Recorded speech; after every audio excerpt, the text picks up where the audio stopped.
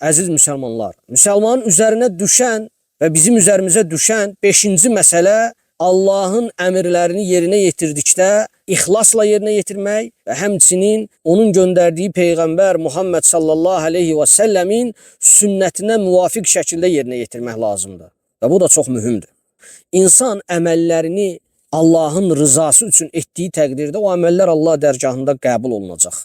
Və bununla bərabər tək ixlas yetərli deyil. İnsan əməllərini ixlasla bərabər Allah Rəsulunun buyurduğuna, sünnətinə, yoluna müvafiq şəkildə etməlidir ki, o əməllər Allah dərgahında qəbul olunsun.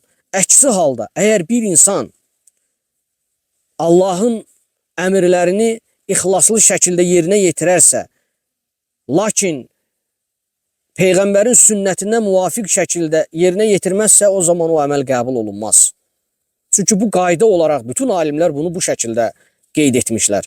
Əgər insan Peyğəmbərin sünnətinə müvafiq şəkildə yerinə yetirərsə, amma əməlini ixlaslı etməzsə, yenə də onun əməli qəbul olunmaz. Çünki əməlin qəbul olunmasında əsas hədəf və amil nədir?